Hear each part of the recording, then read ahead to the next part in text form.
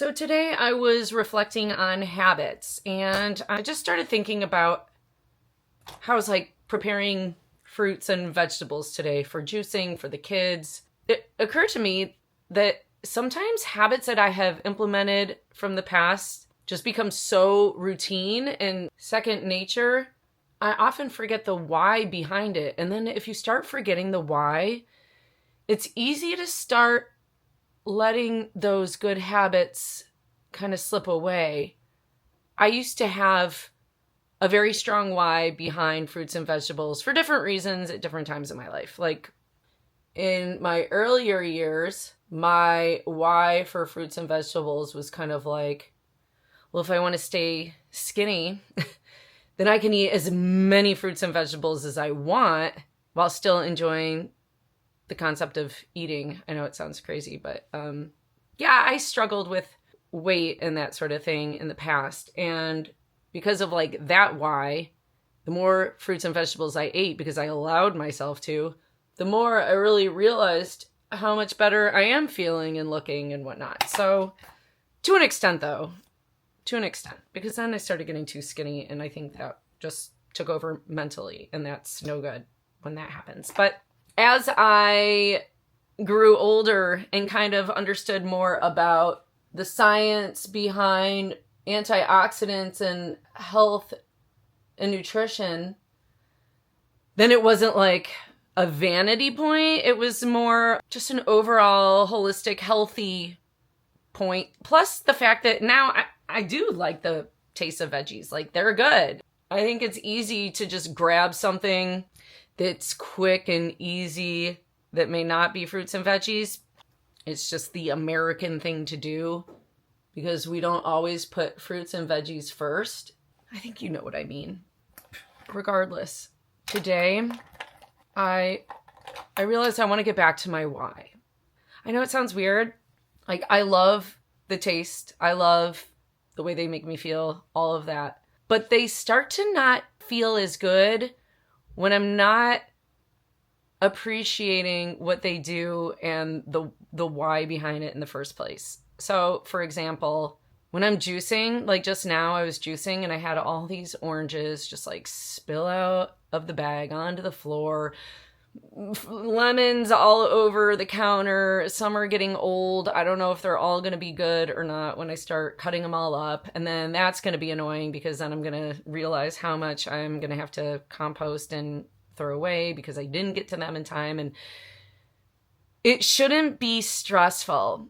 I don't want to negatively look at my fruits and vegetables and be like, oh my God, this is a chore. I have to get through them. I have to juice. This is going to be time consuming. I'm doing it just so I don't waste money. I'm doing it because I know I should. And then it hit me. I want to really appreciate what these fruits and vegetables can do for me in the long run. So I'm going to get real with you. I've had a hard year so far with dementia affecting my family in different ways. And I think a lot of the why behind diet is something that we don't always consider in the present moment.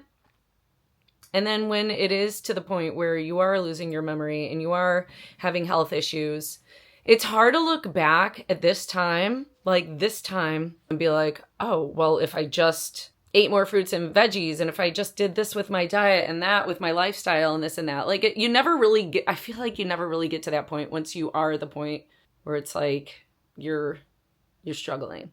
I want this video to kind of be a reminder that you should consider your why, not only in the short term, like, oh, this will maybe make me feel good for the rest of the day, or it's a good example for my kids. I never want to look back on my life and say, if I only ate more veggies, and I probably wouldn't be experiencing this.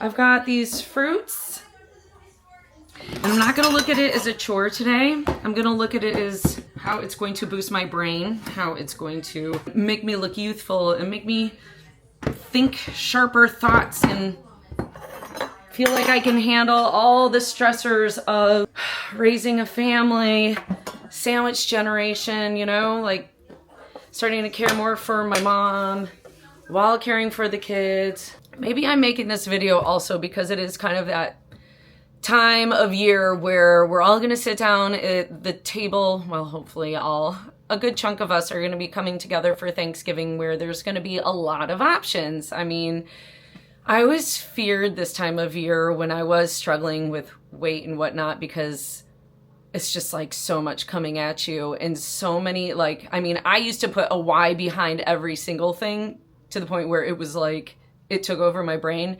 And now I feel like I don't put enough why behind the good stuff, you know, that matters. And so I just want to recognize, I want to help people recognize that when you are looking at all the choices on the Thanksgiving table and you do see the greens and the oranges and the colorful, healthy stuff, I want you to maybe like thank it, especially because it does do something for you now. It does do something for you in the future. And I don't know, just to be conscious of the why behind why you might make that choice will help you make that choice, versus just begrudgingly like putting it on your plate and being like, well, I better do this because someone made it. Guys, because someone made it, they're expecting me to. It'd be weird if I didn't put veggies on my plate. Now I have, you know, like, I don't know. I feel like if you don't put the why behind things, and sometimes it turns into that. So that's my rant for today. I hope this helps somebody. It definitely did help me kind of realize my thought pattern as I get stuck in old ways of just not recognizing the goodness of my little antioxidant packed fruits and vegetables. And, you know, so thanks. Hope you all have a happy Thanksgiving, and I'll see you next time.